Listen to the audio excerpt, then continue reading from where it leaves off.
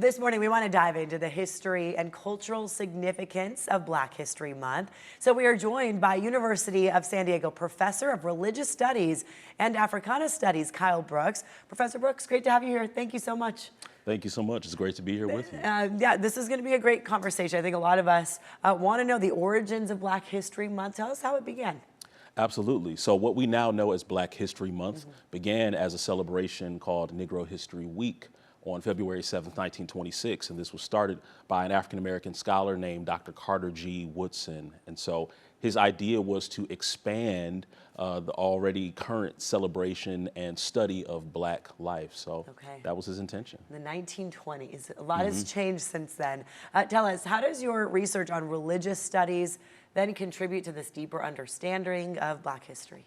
So in my research in religion, I think about the ways that African-American religion has always been utilized for social and political purposes as well. So galvanizing and organizing communities, protest, rebellion, revolt, all of that has been intertwined into the larger story of history. So for me, if you understand something about religious communities and how they are formed, how they inspire and influence people, then you can understand something about their social and political commitments as well. I'm so curious what drew you into this, obviously, field as a professor now, but your studies took you from Yale to Vanderbilt, you know, a lot of, obviously, knowledge that you have that you're sharing.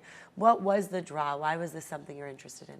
You know, it's interesting. I began originally in the STEM field. So really? I started in molecular and cellular biology. Wow.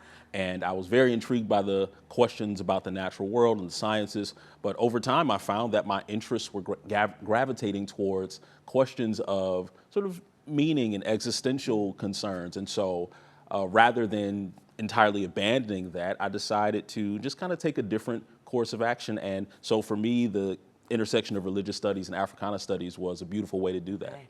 And now students at USD get to experience your knowledge, what you're teaching them. Tell us why representation is so important for Black and minority groups. Absolutely. So one of the things I think is critical is that representation cannot just be a mere visual representation. It can't just be about seeing faces applied to certain spaces and certain scenes, but it also has to be about the representation of a variety of voices. What we know of history is not simply a single story, but is always the gathering and interpretation of many stories. So we need multiple voices, and we need to hear from people whose lives and circumstances have not been identical. Be curious, ask them questions. Do you feel there are important narratives that are often overlooked in traditional Black History Month discussions as we know it? What are they, if there are any? Absolutely. I mean, one easy example I can think of is the story behind the March on Washington. Most people associate the March on Washington with Martin Luther King Jr., with the I Have a Dream speech.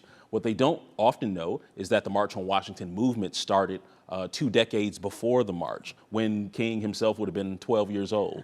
Also, it was almost 2 different marches. And if not for the work of the only woman on the planning committee, Anna Arnold Hedgeman, 2 of the leaders, Martin Luther King Jr. and A. Philip Randolph, might not have reconciled their differences to unite and have a single March on Washington for jobs and freedom. Incredible. That's a name we don't hear of at all. So thank you for teaching us. What are some ways people can learn more about Black History Month, celebrate the Black community all year round? Obviously, it shouldn't just be a month that we're doing this.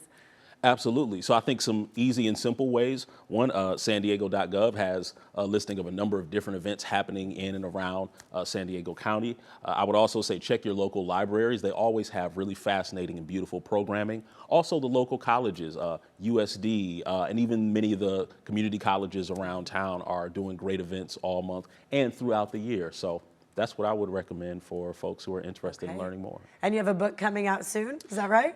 Yes, a book in progress. Nice, in progress. A lot to share with all of us. Thank you very much, Professor, for joining us this morning. Oh, thank you for having me. All right.